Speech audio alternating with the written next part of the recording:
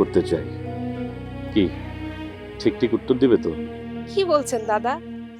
আচ্ছা, তোমাদের কি কখনো মনে হয় না যে এটা তোমাদের দেশ, আমাদের দেশ, আমাদের মাতৃভূমি? এখানে ইংরেজরা বছরের পর বছর শাসন করে যাচ্ছে, এদেশের মানুষের উপর অত্যাচার করে যাচ্ছে, শোষণ করে যাচ্ছে। তাদের বিরুদ্ধে আমাদের কথা বলা দরকার, সংগ্রাম করা দরকার। কি বলছেন দাদা? আপনার কথা কিছুই আমাদের মাথায় ঢুকছে না। আমরা অজপাড়া গায়ে থাকি, আর আপনি থাকেন কলকাতায়। আপনার কথা কি আমাদের মাথা দিয়ে ঢুকবে? সাবিত্রী, বিষয়টি অজপাড়া গায়ের মধ্যে সীমাবদ্ধ নয়। এটা তোমার, আমার, মাধবীর, সবার বিষয়। মানে কয়েকজন যুবক, হতে পারে তোমাদের সহপাঠী, তোমরা একসাথে পড়াশোনা করছো, এরকম কয়েকজনের সঙ্গে আমাকে একটু পরিচিত করতে পারবে? আশা করে দিব, কিন্তু কেন? আগে আমার কাজটা করে দাও, উপকারটা করো, পরে না হয় তোমাদেরকে সব কিছু বলবো। কি মাধবী, পারবে না? ঠিক আছে দাদা। আমি দেখেই বুঝেছি। আর ঠিক আছে, তোমরা গল্প করো। হ্যাঁ?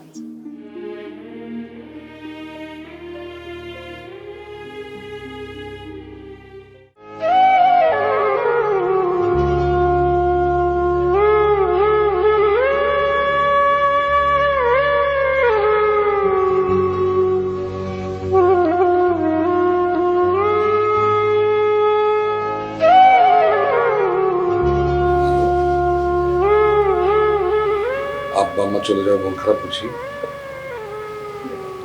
কতদিন পর আপা নতুন বাড়ি একটু কাছে পাইছিলাম, ওনারা চলে যাওয়াতে মনটা খুব খারাপ হয়েছে।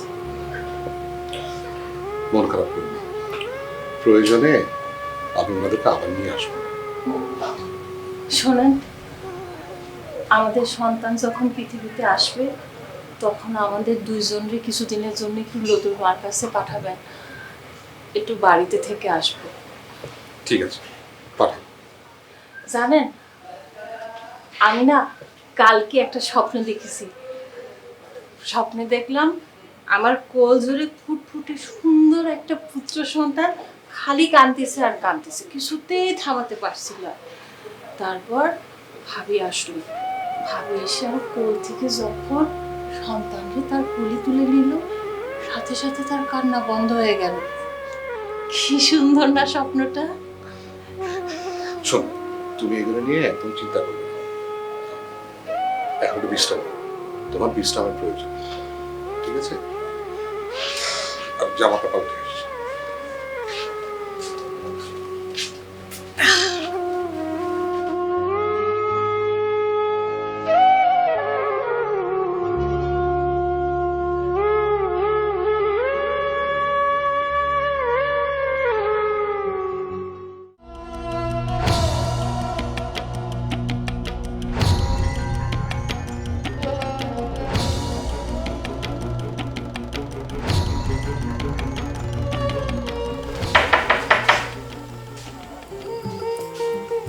কে?